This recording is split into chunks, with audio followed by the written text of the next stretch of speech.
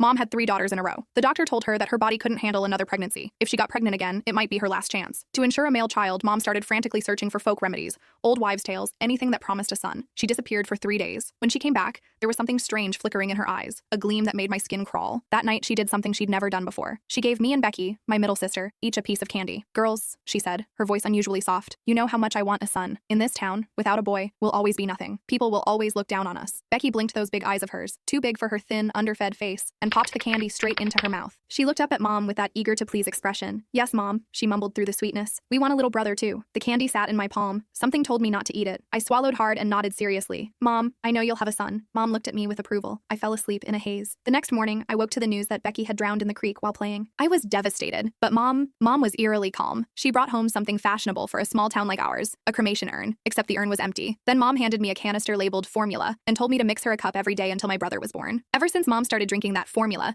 her belly grew bigger and bigger. Half the town said she was carrying twins. Others said the way her belly came to a sharp point meant it was definitely a boy. Mom couldn't stop smiling. "Just one baby," she'd say, beaming. "He's just big, well-nourished." The child really was enormous. Mom's belly swelled up like a watermelon, purple-red stretch marks crawling up toward her chest. She was always complaining about how itchy those marks were, scratching at them until they looked even more horrifying. Raw, angry lines across her skin. Lately, as she got further along, she kept saying her belly felt hard as a rock. Whenever that happened, a cup of that formula would bring color back to her face and calm her down. She even stopped cursing at me as much. But the powder in that canister was running out. I told Mom there wouldn't be enough to last until the baby was born. Should we get more? The moment the words left my mouth, Mom's eyes locked onto me. After I cowered and trembled for a moment, she shook her head. "I'm going to stay at Grandma's for a couple days," she announced. I didn't dare argue. Even without her saying it, I knew. Mom was going to get more formula. Sure enough, when she came back, she said my youngest sister Sarah had been in a car accident. She brought home another empty urn. At the same time, she handed me a sugar canister. It was filled with that same fine, odorless powder. Nothing like milk formula at all. Following her instructions, I mixed the 2 powders together. I overheard her muttering to herself, "Good thing I kept the smaller one as backup. Otherwise, how would I feed my precious baby boy?" Every hair on my body stood on end, but I could only pretend I hadn't heard. Mom's labor was brutal.